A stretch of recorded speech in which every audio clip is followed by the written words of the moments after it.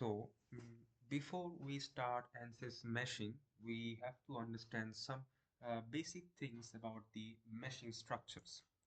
So the first thing is we have to know about nodes and elements.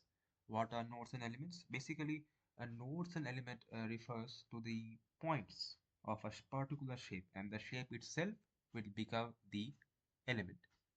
If we come here, if we look at this example, this is a simple bar with two nodes, and the bar itself is an element. Here the bar has 1, 2, and 3, three nodes, and the bar itself will be an element. So it's a bar of one element and three nodes. This bar will have two nodes. So similarly, this triangle shape is itself is an element with three nodes. With three nodes, this shape is not a rectangular. It is not called rectangular in meshing. It will be called quadrilateral shape. And quadrilateral shape, this particular quadrilateral shape has four nodes. Four nodes. And this quadrilateral shape is the same shape as this, but it has more nodes than this. So it will have 8 nodes in total. 1, 2, 3, 4, 5, 6, 7, 8. So this quadrilateral have 8 nodes with one element only. As I said before, the shape itself is an element, and every point on that, every edging point of that shape is the nodes. So, and next is the tetrahedral. The tetrahedral shape is look like this. Don't confuse the tetrahedral shape with prism shape. I can make you see the prism shape as well. This is a prism shape. The basic difference of prism and the tetrahedral is that the lower body, the lower surface of the tetrahedral and the prism is a triangle and a rectangle respectively. So tetrahedral will have actually four triangles. Actually, I mean, sorry. Actually, yeah, four triangles. One, two. The other surfaces there three and four.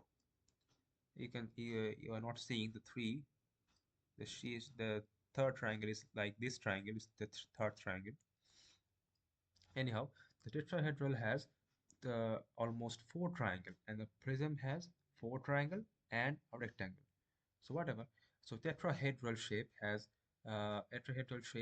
one element. This shape has one element, and it will have four nodes. Similarly, this tetrahedral had will have four triangles and eight nodes. Again, the double nodes as this. So 4 into 8. 4 into 2, 8. So tetrahedral shape has two nodes. I mean, sorry, eight nodes and one element. Now, the last shape is this brick shape. It is also called hex shape as well. This brick shape has in total 8 nodes. 1, 2, 3, 4, 5, 6, 7, 8. So the same brick can be shown as also as 8 nodes. Right here, here, here. So you get the point that shape and nodes, you get the point. Now, why did we learn about these shapes? Because based on these shapes, there are different meshing method for a particular geometry. Like here, we will see almost 5 type of methods in ANSYS meshing. The first method is automatic method. The automatic method refers to a more generalized method. General method in the ANSYS meshing. It is basically a mix of tetrahedral, hexahedral, and prismatic elements where appropriate to the geometry. This will be fixed by the ANSYS meshing. You don't have to do anything for that particular geometry. You do not have to fix anything. The meshing, it's ANSYS meshing will itself will choose along where along the shape. Let's say this is a pipe along where the triangle should go, where the brick should go, where the tetrahedral should go. All will be fixed by the ANSYS meshing. This is a more general purpose meshing, so it is not used very often if unless you are running out of time. Anyhow, uh, here we have tetrahedral method. Second, we have tetrahedral method. Tetrahedral method, as the name suggests, it will use only the tetrahedral shape to create a whole mesh from the geometry. So let's say any shape, let's say for our case a pipe, it will create the whole pipe with these tetrahedral shapes only. Uh, but the problem with this shape that is that the if we just imagine, let's take a moment, close your eyes and imagine if I make this whole pipe with this only tetrahedral shape, the surface of this shape will be very pointy, right? Like this, it's very it will be very pointy shapes of this tetrahedral shape. So this is not good for boundary layer meshings. What does boundary layer meshing means? Boundary layer meshing means that you will have to focus about the flow along the boundaries. If we don't want that, then it is okay. Then this method is okay. But if we want more basic understanding of the boundary layer simulations, then we cannot use this method. So our next method is hexahedral method. It is as before.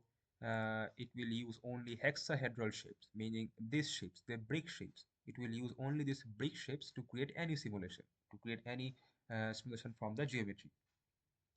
So, but a hexahedral shape, as it has a much flatter surface, it will create a very finer mesh along the boundary, unlike the tetrahedral shape. The next method is sweep method. This sweep method is mainly used for geometry that has constant cross section, right? Like in our case, a pipe. A pipe has this shape and this outlet, this inlet and outlet. And between this inlet and outlet, the cross section is constant along this length. So for this purposes, sweep method is the best. The sweep method will choose a source. This is a source and this is a target. So the sweep method will only work if from source to target we have a constant cross section. As for our pipe, we have a constant cross section from source to target. The sweep method will be the most perfect for our pipe. The last is inflation method. The inflation method, it is a very important method because it will mainly focus on boundary layers,